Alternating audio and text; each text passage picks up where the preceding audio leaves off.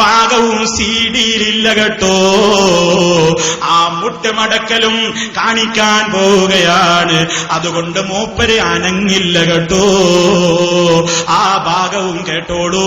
എന്താണ് നാദാപുരം ഖണ്ഡനം കൊണ്ടുള്ള മാറ്റമെന്ന് ഇതാ സമ്മതിക്കുന്നു. കേട്ടോളൂ. ആ ഭാഗം സിഡിയിൽ കാണില്ല.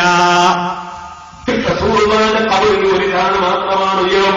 സിദ്ദീഖ് റളിയല്ലാഹുവിന്റെ ഖബറിൽ ഒരു ചാണ് മാത്രമാണ് ഉയരം. ഇബ്നുൽ ഖത്താബിന്റെ ഖബറിൽ ഒരു ചാണ് മാത്രമാണ് ഉയരം. അതാണ് ഏറ്റവും പുണ്യമുള്ള രൂപം. റസൂലുള്ളാഹിന്റെ ഖബറിൽ ഒരു ചാണ് മാത്രമാണ് ഉയരം. സിദ്ദീഖ് റളിയല്ലാഹുവിന്റെ ഖബറിൽ ഒരു ചാണ് മാത്രമാണ് ഉയരം. ഇബ്നുൽ ഖത്താബിന്റെ ഖബറിൽ ഒരു ചാണ് മാത്രമാണ് ഉയരം. അതാണ് ഏറ്റവും പുണ്യമുള്ള രൂപം. കണ്ടോ? എന്താ കേട്ടത്?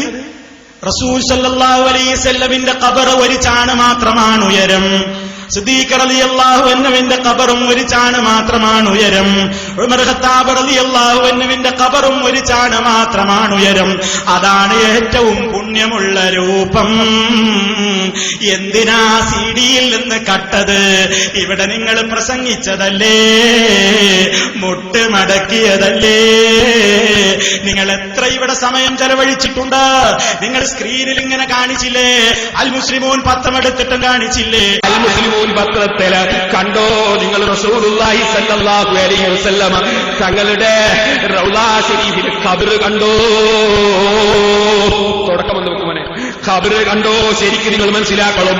അല്ലാഹുവിന്റെ റസൂലിന്റെ ഖബർ, ആ ഖബറിന്റെ മേലെ അതാ അല്ലാഹു